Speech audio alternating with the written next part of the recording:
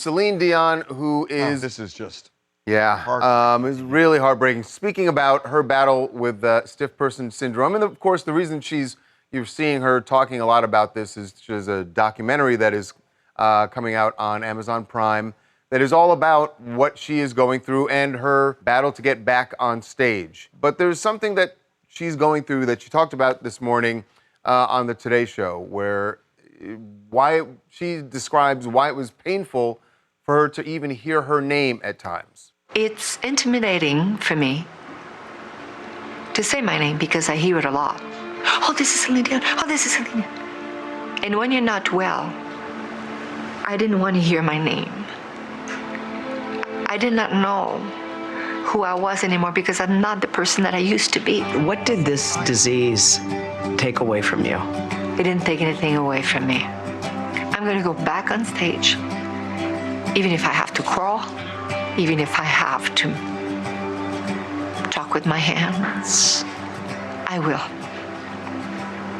I will. She has talked about how brutal this disease is, and it is as if, at times, somebody is strangling you. It cuts off air. It's like having a horrible cramp, but all over your body that lasts hours. I mean, it is just unbelievably awful what she's been going through, and there's no cure for it.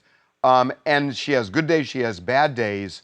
But man, this documentary, I have been hearing about this doc for 6 months. Yeah. And I hear it's great. I hear it's really, really good. She goes into what I didn't realize is how long ago, how long she's been battling this. And she talks about the first time it started to grip her. It is really a very emotional thing to hear her describe. Yeah, she started getting these symptoms when she was dealing with her husband's cancer and his eventual death from that. So she's already in the middle of a devastating personal crisis.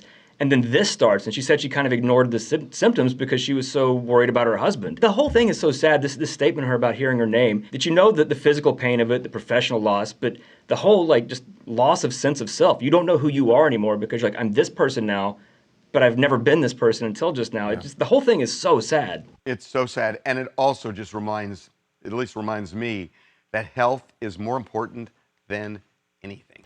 Hey, I'm Erin. I'm from Toronto, and I'm really glad Celine Dion is opening up about something she struggled with, even though she's absolutely in the right to keep this private. It's incredibly brave to open up about not only what's happening physically, but also the mental toll. A lot of people have chronic illnesses, and we don't hear about the effects of them nearly as much as we should. So having someone in the public eye talk about this in a documentary is very important. I'm glad she's coming back to performing, but I also hope she takes the time to heal. And I am really excited to watch the documentary.